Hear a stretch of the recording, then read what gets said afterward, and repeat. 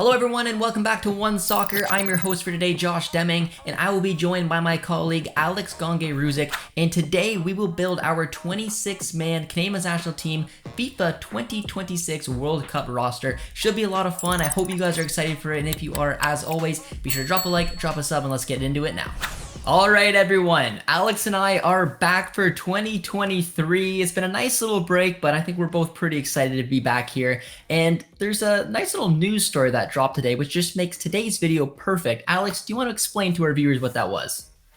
Yeah, for sure. I mean, today, the day of love, a special day for many around the world, also a special day for the Canadian men's national team, because shortly after their participation in the 2022 Men's World Cup, an arduous 20-game, battle of the ages just to get there, their 2026 qualifying campaign has gone just as successfully after two hard-fought months of training and battling to make their dreams come true. They will indeed officially be at the 2026 Men's World Cup, which is huge for the program. So if we felt like on this special day for the men's national team, back-to-back qualification campaigns, perfect time to maybe look ahead.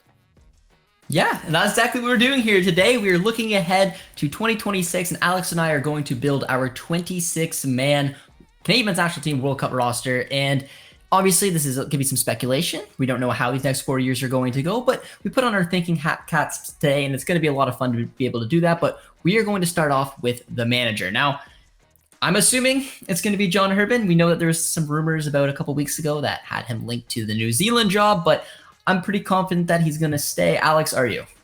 Yeah, I think John Herdman's going to be there in 2026. It's a chance for a continuation of this project that he started out ever since he was hired in 2018. There was talk of 26. Of course, 2022 was never something that he removed out of the windshield, but it was something that even qualifying for 2022 was all with 26 in mind and being your best version of yourself in 2026. So from his perspective, it makes a lot of sense to finish that project, especially if he wants to showcase himself to bigger offers, to bigger clubs. Having a successful cycle will certainly help that and further, reinforce that. And for Canada, 3.5 years to a World Cup, no qualification, as we've mentioned, removing a chance to play key games together and build sort of chemistry that you'll want to get with the new manager. It makes sense to also continue the plan that John Herdman's put in place. Yeah, I think the fact that we don't have those qualifying games and the fact that John Herdman, in my opinion, did enough to earn this opportunity to play at home for the World Cup in 2026. I'm excited for him to be back, but maybe there's an opportunity for him to tweak a little bit, because when I built my original 26-man roster for 2026, I did it in a 4-4-2. It's a classic. We know he likes to use that along with the 3-5-2, 3-4-3. But Alex, you decided to help kind of tailor, and we had a very similar roster. We ended up going with yours at the end because I like the fact that you kind of move this to a 4-3-3. What is your thoughts behind it? And do you actually think, or how long do you think it's going to take for John Herdman to potentially switch to this 4-3-3 shape? Yeah, for sure. I mean, I think the 4-4-2, there's a lot of value to that formation off the ball, and I think Canada will still hold a lot of those fundamentals off the ball, but there's just the reality, as we saw at the World Cup. You need to play to your strengths, and you need to dominate the midfield, and I think Canada, while they have a lot of world-class talent out wide, as Herdman will say, they also did lose a bit in the midfield, just because unless you have otherworldly midfielders, and not many countries in the world do, this is top of the world type midfielders I'm talking about, you need to get numbers in there. And by having a 4-3-3, you get that balance of having three midfielders. You could also have a bit of defensive solidity by playing a 6 and a couple of 8s, but you still do not sacrifice your wide talent like you might in a 3-5-2, where you only have the two wingbacks. In a 4-3-3, you have two wingers, you have two fullbacks. You allow yourself to get some of those very good wide players also on the field, along with that necessary movement in midfield. Yeah, I'm excited to see if they can put it together, because this starting 11 looks pretty tasty. And we're going to give you guys the age of these players as well in 2026. And we're going to start off with the three keepers. Now, more than likely, Borjan will be phased out over these next few years. He's obviously getting up there in age, which could potentially open the door for what we both think is going to be Dane St. Clair's opportunity. Now, St. Clair will be 29. We got Crépeau as the backup keeper at 32, and then Jonathan Sierwell rounding it out at 25. So, Alex, tell me just a quick little bit around maybe why St. Clair over Crépeau for that starting role. Yeah, I think it's going to be a tough, very close battle. I mean, the pair already are very close, but you just look at where St. Clair is projecting. This is someone that it feels like after a very good MLS season this year, he's been given the #1 reins finally in Minnesota. There's no more Tyler Miller around to linger and maybe offer a chance to steal the job. This is his job. He was dominant last year. It feels like another good year he's gone to Europe. And once he's in Europe, he's going to have that edge. He's going to have that chance. Because, Milan Boyan's going to retire at a certain point. And you look at Crepeau, I think he's also a very good goalie, and he should be getting starts for Canada as well. But the leg break just came at such an unfortunate time, especially if St. Clair gets off to another great start to this year. So I just think that age and that potential and what he's already shown, where him and Crepeau are so close, it's just one where you look ahead into 3.5 years, it's not hard to imagine him being at a very good spot and leading Canada's strong crop of goalkeepers, because Sirois as well could very well surpass the pair. He's got a lot of potential. So either way, there's some 3 very solid options there. Yeah, I think more than likely, I mean, Crepeau is going to probably finish his career playing in Major League Soccer. I just think that move to LA was just kind of that next step for him. And I think St. Clair at some point could potentially move to Europe. And keepers sometimes mature at later stage. And Crepeau is obviously getting up there a little bit, but St. Clair's still pretty young. So these next 4 years can be massive for him. But now we're going to move on to the right back, where we have 2. There's no there's no crazy positions here. It's Alistair Johnston, who will be 27, followed by Richie Laryea at 32. Not much to get into detail here, but Laryea maybe being on the bench is a talking point, Alex. I think it's just unfortunately for Richie Laryea going forward, this seems like Alistair Johnston's spot to lose. It's wild to think he's only 24. He's going to be 27. This is someone who, he just every year he seems to get better. And now the fact that he's at a Celtic team that's probably going to play in the Champions League next year, and he immediately grabbed a spot. No messing around, no, teasing with 5 minutes here. No, it was 90 minutes against Rangers in the Old Firm, and then just not looking back since. So it's hard to not imagine him starting in the Champions League, having maybe a good year or two at Celtic, and then moving on to even bigger and better things in a top 5 league. And I just think based on that, no matter what Richie Laryea is going to do, that's going to be an uphill battle, and makes it why you're likely going to see Johnston start. And if Laryea is your backup, that's not a bad thing. He's very dangerous off the bench. Hopefully he can maybe go back to Nottingham and get a loan somewhere else in Europe and really get a chance to push forward, because he's still, despite his age, is a late bloomer and has a lot of potential still. But it's one where he's just up against a very solid player in Johnston, who's still super young, which is wild to consider. Yeah, Alistair has just found a home in Scotland there with Celtic. From the interviews, the personality that he brings, grabbing that starting role, like you said, and then he's not going to give it up. He's been an absolute perfect fit for them. Excited to see what he can do in Celtic, and maybe in a few years' time earn himself that step, maybe to the Prem. We don't know, but as Canadians, we've seen it happen a lot of times where the transfer like Laryea doesn't quite work out, but when it does, when it sticks, it's a beautiful thing, and we're all pretty happy for Alistair Johnston. So it's hard to argue that he's not going to be the starting right back in 2026. But now we're on to the fun positions, the center back positions, which have a lot of Canadians somewhat concerned. And we're going to start off with the 5. 3 of them are 29, and 3 of them are all lefties. We got Kamal Miller and Derek Cornelius, who we have as the 2 starters. Then we have Scott Kennedy, another lefty 29-year-old. Joel Waterman, who will be 31 at the time, and Krifa Yao, who will be 26. So, like I said, Miller and Cornelius, the 2 starting center backs, both lefties. I know that sometimes is frowned upon, but Alex, what's your reasoning behind why 2 lefties at the back could work? Yeah, I think it's the center back position is one where footedness is the most irrelevant, just because you're at the back, and as long as you keep your hips open, you don't cut off passing lanes. It's not like, say, on the wing or in midfield, where you can really get cornered into areas of the pitch based on your footedness. So it's one where footedness doesn't matter. We see teams play 2 righties all the time. So why not, if your 2 lefties are your 2 best center backs, you may as well go with what's best. And with Steven Vittoria, he's still banging in the goals for Chaves, but I don't think he'll be around. His legs already, as we saw in the World Cup, aren't what they used to be. So you imagine where Kamal Miller's at, the growth he's made. You look at someone like Derek Cornelius, who's just quietly continued to, progress up the ladder, going from Whitecaps to Greece and now to Malmö in Sweden. He's someone who maybe, if he can continue to play at Malmö, we're talking about someone in a different league, a different level in a few years' time. Scott Kennedy, someone that it feels like if he can make that jump up, he has the potential to do well. I feel like for now, if we're looking at it in 3.5 years, those lefties have the inside track. And hey, don't sleep on Krifa Yao in terms of righties, though. He's physical. He's got good speed. He's a very good, long passer off the ball. If he can tidy up his short passing, just improve at his positioning, he will also be at a good age. And either way, this position is going to be fun, just because players pop out of nowhere. They bloom later at the center back position. So you can't even throw out names like Callum Montgomery, Joel Waterman, as we saw, of course, in there, Lucas McNaughton, guy like, we'll get to some of the honorable mentions later, but like a Christian Campagna, Mateo Campagna, guys that age, you can't throw any of them out, which is why it's such an exciting battle. No, and Spain did it with Torres and Laporte as well, two lefties. That's kind of like the most recent one I can think of at international level. It can definitely work, and I like Cornelius because I've been a big fan of him as well.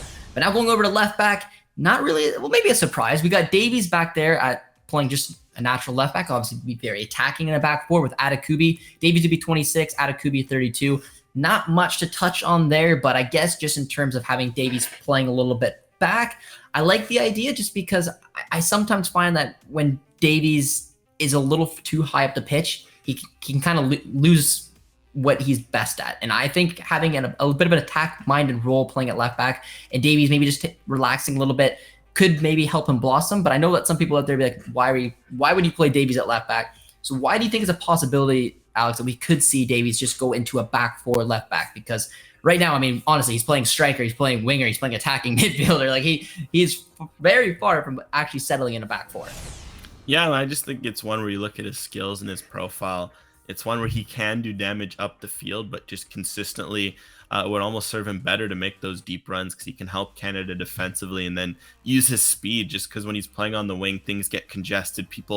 You look at Canada, you think Alphonso Davies, so they're going to double, triple team him. It's a little easier to find space when you're overlapping. You're making teams run on the back foot. They don't have to stand still to mark you as much when they're playing on the wing.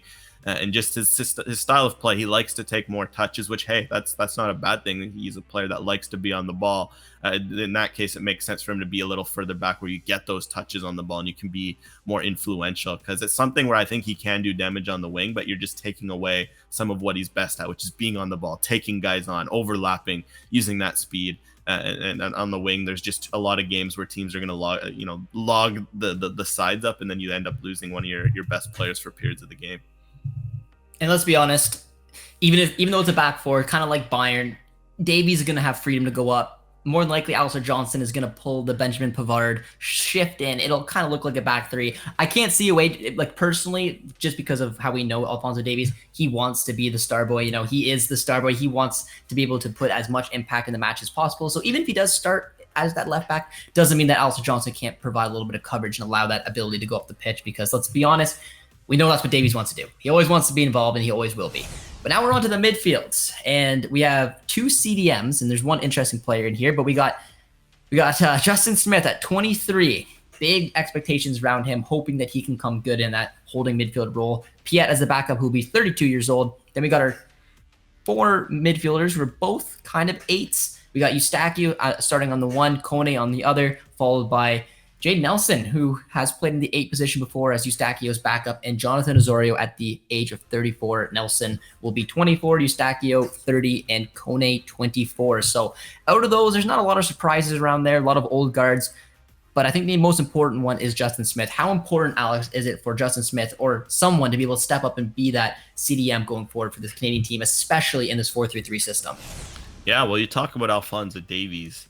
I don't think of Alistair Johnston in the Benjamin Pavard role. I think of a good number 6 being the Alphonso Davies and Alistair Johnston with right through the middle. Because Alistair Johnston, we can't forget, at Montreal he showed with his 4 assist season, and we've also seen at Celtic he gets forward and he can whip in a ball into the box. You don't want to limit him either, and of course the likes of Richie Laray can play Tajon Buchanan at fullback. So by having a number 6 who can drop in and just be a shield for the defense, frees up your 8s, it frees up your fullbacks. You see it a lot in modern soccer. Think you're Rodri at Manchester City, someone who's just so good at dropping, but also playing in between the lines. And Justin Smith has all the makings of that player. He can play center back. He can play CDM. He's really good on the ball, but he's got physical enough of a frame, so he's not going to get overworked physically. He seems to have decent awareness. Yes, it's a bit of a wild card considering he's not playing at a League 2 team right now. It's very hard to imagine him rise, but Canada doesn't have a wealth of number 6 prospects unless you're moving Stefan Eustachio back there, which is an option. Smith is someone where, hey, I think it's been encouraging to see that after falling out of favor at QRM, he's been working their way back into a matchday squads. He's just 19. This adversity can't be a bad thing for him. So we're just hoping that in a few years' time, he works through this, gets a starting role, because he's just the exact sort of player that I think if you want to talk about unlocking your midfield, allowing Kone, Eustachio to go forward, allowing Davies and Johnston to go forward, it all starts with having a good 6 in the modern game. And Justin Smith has all the potential to be that sort of player. Yeah, I mean, you're absolutely right. And we've seen with Canada as well, Alistair Johnston does love getting forward. He can play as the outside right center back. He can play just as well as the wing back.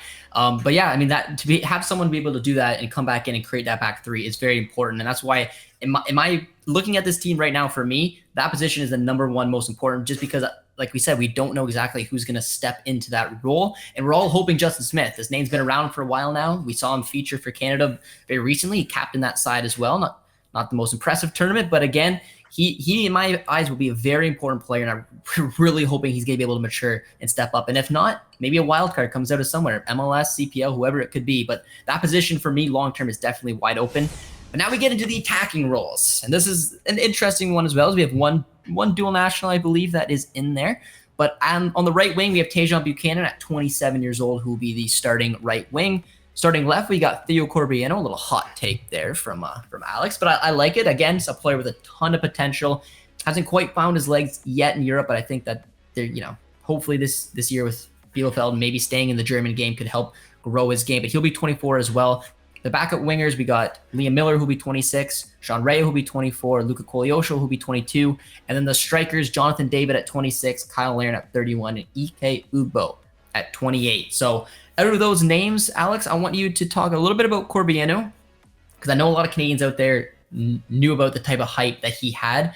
I don't think, honestly, right now he hasn't quite lived up to it in Europe. But I do think getting involved in Germany is going to be a big opportunity for him. Maybe not this year at Bielefeld, but maybe if he can find another permanent opportunity in Germany. I just love what that type of style can do for the growth of players, especially North American players. So tell me why Corbiano could potentially live up to that starting role for 2026. Yeah, I mean, Corbiano, he's a bit of a wild card because, as we saw when he made his debut for Canada back in 2021, he's got a bit of magic in his boots. He's two-footed. He has all the attributes you want from a winger. So it's someone that you're looking to put it all together. That's the main thing. There's no doubt about his talent. It's just finding that consistency, that defensive work rate all the time, being able to stay involved in games. So you look at that left winger spot, he's someone who has a lot of upside. I think that's someone where you're looking at John Herdman's qualifications of a tier 1 potential player. He has all the makings of that. So you can't help but look, okay, the rest of the front there's pretty settled. Tajon Buchanan, you can write that one in pen. He's already doing great things. He's going to move to a top 5 league. Jonathan David, how many, double-digit Liga goal scoring seasons does he already have? Even if he stays in Liga in 3.5 years, that's not he's going to be scoring goals.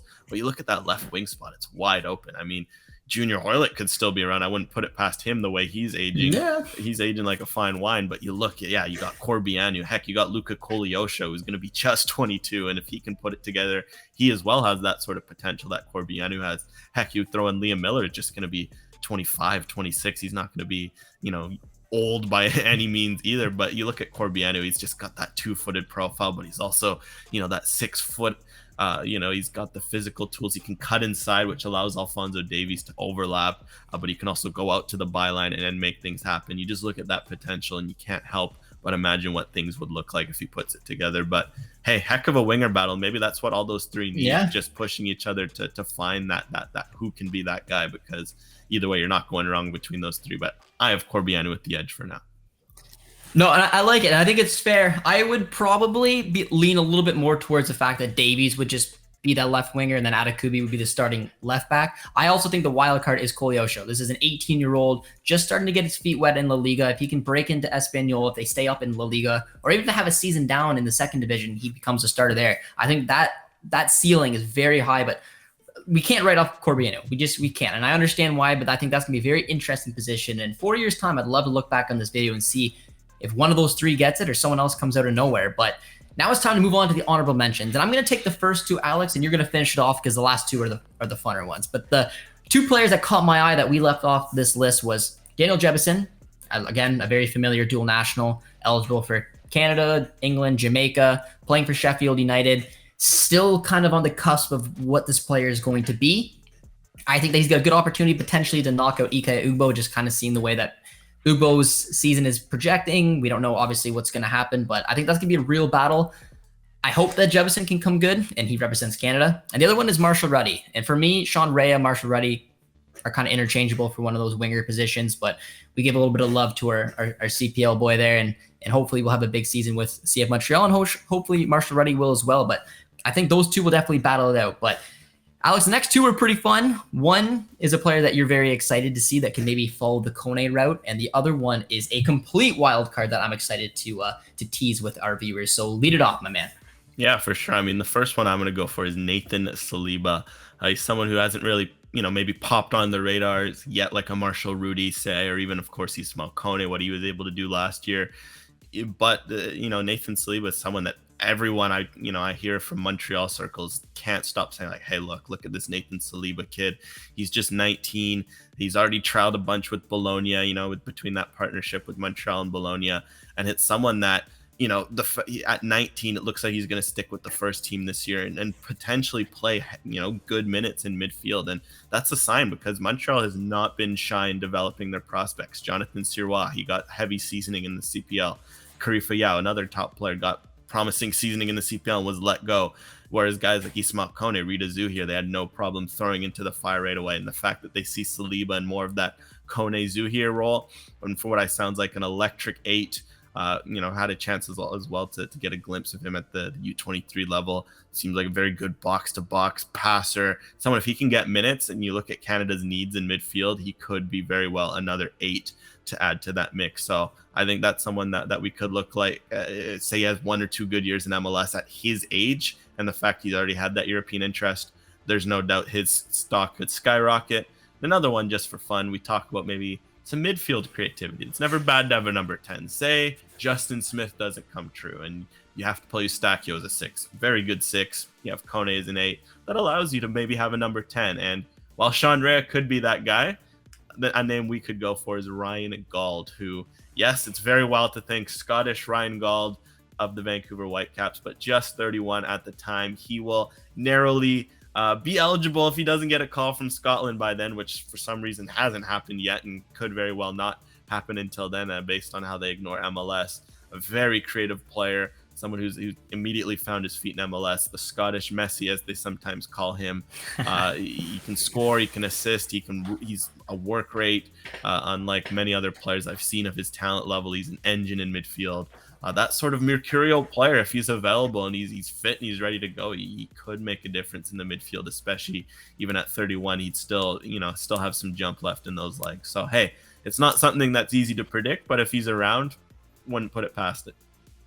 I think that's the funnest one we mentioned, because we just don't know with, the FIFA rule around eligibility and what could happen in these years, but it's definitely an intriguing one. But guys, let us know down in the comments what you think of the starting 11 we put together, the squad in itself, maybe Ryan Gauld potentially one day representing the Cayman's national team. Hopefully you guys enjoyed this. Alex and I are excited to be back. And as always, if you're ready, be sure to drop a like, drop a sub, and we'll see you soon. Cheers, friends.